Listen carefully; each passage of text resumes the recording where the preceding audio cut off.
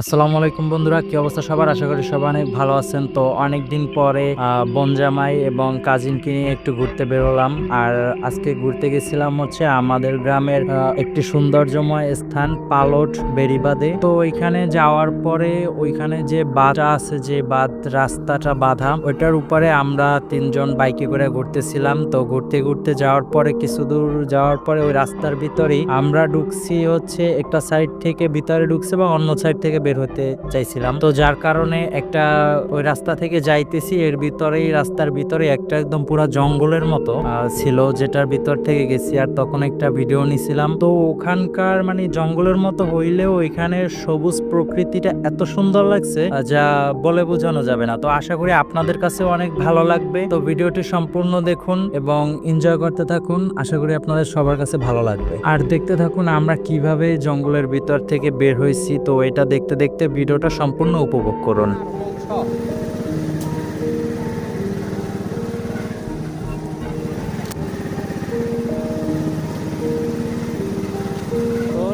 সাধনার পরে পেলাম তোমার বাসাও। So guys, yung kaisong আমাদের জঙ্গলের ভিতরে আসছি। আসুন পরিশ্রম ভয়াবহ জায়গা, বাঘ ভাল্লুক আছে। বাঘ ভাল্লুক দেখা যাচ্ছে। ওরা বলি বললাম ক্যামেরা পাইবে না। ওই যে ওই ভাল্লুকটাকে দেখা, ওই যে একটা ভাল্লুক আছে, ভাল্লুক তা আরো আবার জঙ্গলে এসে গেছে। একটু ব্রিজে না সামনের ব্রিজে তো সামনে বৃষ্টি আছে। অনেক সুন্দর লাগতেছে। ওই ভিডিওটা ভালো করছি আমরা। রাতের আগে ফিরতে হবে, নাইলে বাঘ ভাল্লুকের সামনে করতে পারি আমরা। আমরা আছি এখন সুন্দরবনের একদম গভীর ভিতরে 0 পয়েন্ট রোডে। হ্যাঁ হ্যাঁ, আমরা অনেক বাঘের সম্মুখীন হয়েছি, কিন্তু ভিডিওতে আনি না, আপনারা ভয় পাবেন সেই জন্য। হ্যাঁ, লোকজন নাই এখানে, শুধু বাঘ ভাল্লুক আছে। আমরা তিনজনই আছি। আমরা তিনজন একটি ওই কাওয়াসাকি, একজন লোক দেখা যাচ্ছে। আমরা তিনজন একটা কাওয়াসাকি নিনজা ZX নিয়ে আসছি। তো এখন আমরা ঘুরতেছি। সামনে একজনকে দেখতে পাচ্ছি, সেও হয়তো আমাদের মতোই বাঘ ভাল্লুক ঘুরতে আসছে।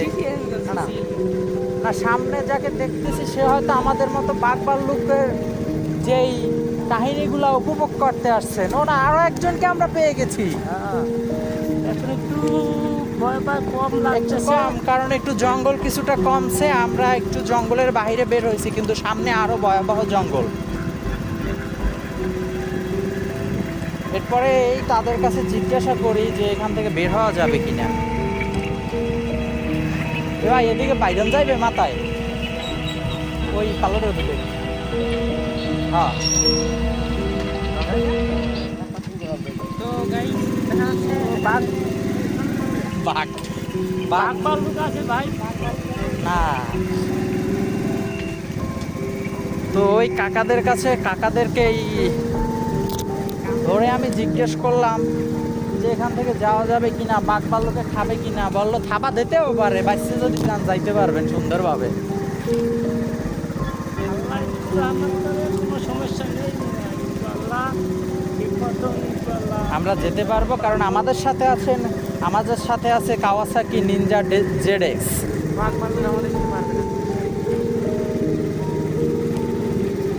যেটার পাওয়ার সম্পর্কে আপনাদের অনেকেরই ধারণা আছে। তো আমরা ভাবতেছি এই খোলা জায়গায় কিছু ফটোগ্রাফি নিব, কারণ এখানে ব্যাকগ্রাউন্ডটা আমরা অনেক সুন্দর পাবো। তো আমরা এখানে একটু অটোগ্রাফ নিতে চাচ্ছি, একটু নামতেছি। কাওয়াসাকি ওকে কাওয়াসাকি উঠুন। এই যে দেখা যাচ্ছে নিনজা কাওয়াসাকি